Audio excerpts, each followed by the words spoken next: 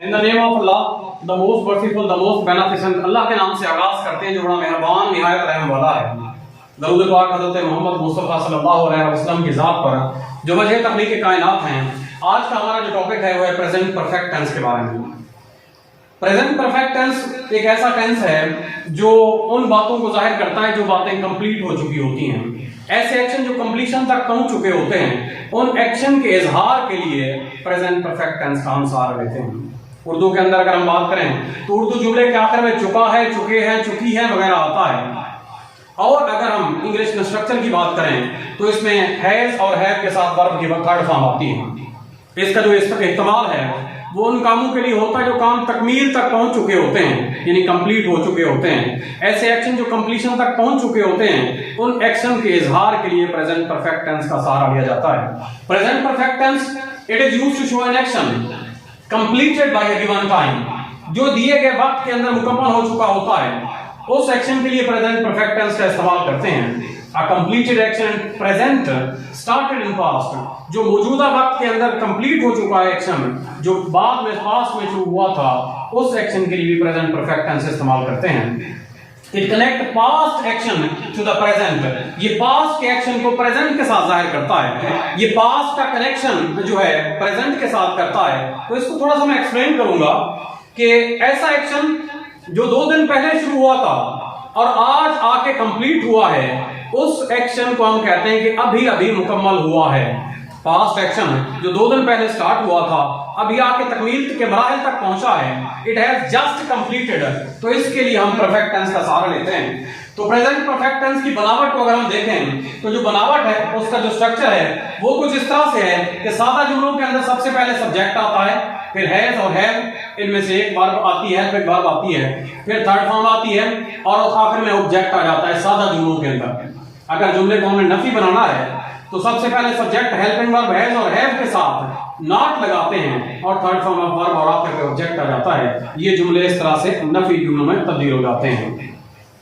अगर हमने सवालिया जुमला बनाना है तो हम हेल्पिंग वर्ब को स्टार्ट में ले आते हैं, हेल्पिंग वर्ब को शुरू में लिखते हैं, हेल्पिंग वर्ब के बाद सब्जेक्ट आता है, सब्जेक्ट के बाद थर्ड फॉर्म ऑफ वर्ब आती है और आखिर में ऑब्जेक्ट आ जाता है। जुमला सवालिया बन जाता है। और अगर सवालिया और नफी बनाना है तो हमने हेल्पिंग वर्ब स्टार्ट में लिखते हैं, फिर उसके बाद सब्जेक्ट आ जाता है, फिर नॉट आ जाता है और नॉट के बाद जो है हमारे पास वर्ब की थर्ड फॉर्म और आखिर पे ऑब्जेक्ट आ जाता है। इस तरह से जो है ये नफी जुमला भी बन जाता है और सवालिया नफी भी बन जाता है। इसके अंदर जो हेल्पिंग वर्ब इस्तेमाल होती है वो बहुत अहम है। हैज भी इस्तेमाल होती है और हैव भी इस्तेमाल होती है। हैज का इस्तेमाल कहां पे होता है, हैव का इस्तेमाल कहां पे होता है, आइए स्ट्रक्चर के अंदर भी देख लेते हैं। हैज आई, यू, वी और दे के साथ हैव का इस्तेमाल करते हैं। जो जमा वाले सब्जेक्ट होते हैं, आई के अलावा जो जमा वाले सब्जेक्ट होते हैं उनके साथ हम हैव का इस्तेमाल करते हैं। ही हो गया, शी हो गई, इट हो गया, तो इनके साथ हम हमेशा या सिंगुलर नाम के साथ हमेशा हैज का इस्तेमाल करते हैं। जैसा कि यहाँ पर दिखाया गया है सब्जेक्ट और वर्ब का जो कॉम्बिनेशन है, सब्जेक्ट और वर्ब का जो एग्रीमेंट दिखाया गया है, आई, वी, दे, यू के साथ हैव इस्तेमाल करते हैं, ही, शी, इट के साथ हम हैज इस्तेमाल करते हैं। आइए इसकी मिसालों पर जरा गौर करते हैं। I have gone to school. I have gone to school. मैं स्कूल जा चुका हूँ। I have gone to school. मैं स्कूल जा चुका हूँ। ये सादा जुमला है। सादा जुमलों को नफी में कन्वर्ट करेंगे तो ये हो जाएगा I have not gone to school. मैं स्कूल नहीं जा चुका हूँ। मैं स्कूल नहीं जा चुका हूँ। Have I not gone to school? Have I gone to school? क्या मैं स्कूल जा चुका हूँ? ये सवालिया हो जाएगा। Have I not gone to school? ये सवालिया भी हो जाएगा और नफी भी हो जाएगा। क्या मैं स्कूल नहीं जा चुका हूँ? She has done her duty. वो अपना काम खत्म कर चुकी है। She has done her duty. वो अपना काम खत्म कर चुकी है। इसको सादा जुमलों का अगर हम सवालिया में कन्वर्ट करेंगे तो आएगा हमारे पास नफी में कन्वर्ट करेंगे तो हमारे पास इस तरह से आएगा she has not done her duty. वो अपना काम खत्म नहीं कर चुकी है। अगर सवालिया जुमला बनाना है हमने इसका तो सवालिया हमारे पास इस तरह से बनेगा has she done her duty? क्या वो अपना काम खत्म कर चुकी है?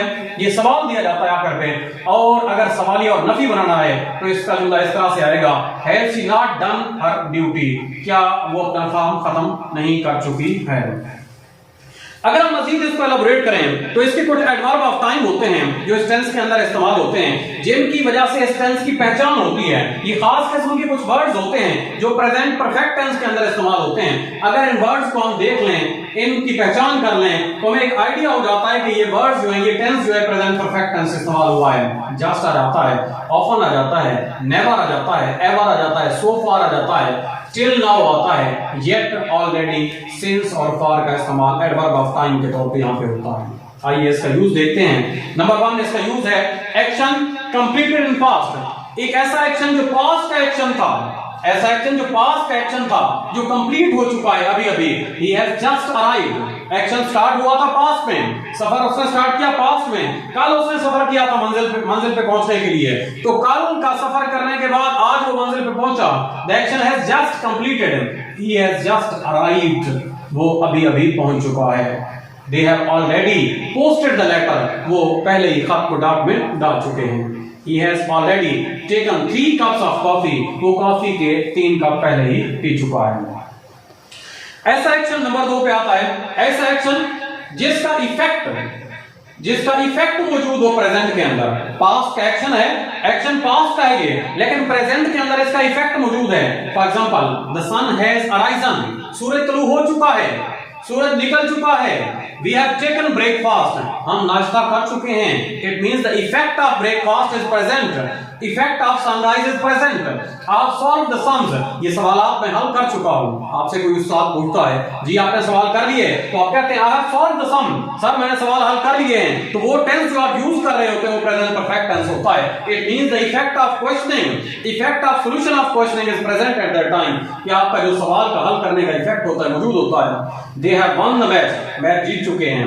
We have shifted to another house, to a new house, हम नए घर में शिफ्ट हो चुके हैं। तो ये वो जुमले हैं जो जाहिर करते हैं इफेक्ट को।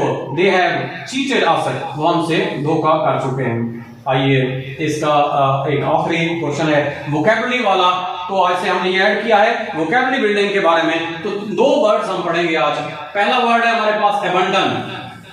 अबंडन का मतलब क्या होता है, इसकी डेफिनेशन क्या है? Leave something behind. Abandon mean leave something behind, किसी चीज को पीछे छोड़ देना, तर्क कर देना। और इसकी जो सिनोनिम होते हैं, रिजाइन करना, फोरगो करना, वेव करना, क्विट करना, एब्डिकेट करना। और एंटोनिम में आ जाता है परसू रखना, चेज करना, हंट करना, फॉलो, या हमारे पास है प्रोसिक्यूट करना। अबेश एक वर्ड है जिसका मतलब होता है फील एम्बैरेस्ड, एम्बैरेसमेंट फील करना, एम्बैरेसमेंट फील करना। और इसकी जो सिनोनिम आ जाते हैं, ह्यूमिलिएट करना, मॉर्टिफाई करना, डिबेस करना, डिग्रेड करना। और इसके जो एंटोनिम आ जाते हैं वो है हमारे पास कंप्लेसेंसी और मोडेस्टी। ये वो एंटोनिम है हमारे पास जो इस्तेमाल होते हैं इसके। याद रखिएगा, ये टेंस के बारे में वही बात कर रहा हूं दोबारा कि एक्शन जो अभी कंप्लीट हो चुका है उसके लिए हम एक्शन जाहिर करेंगे। चुका है, चुकी है, चुके हैं आता है, वर्ब की थर्ड फॉर्म आती है, हैज और हैव के साथ वर्ब की थर्ड फॉर्म आती है। Thank you, I hope so lecture आपको समझ में आ चुका होगा।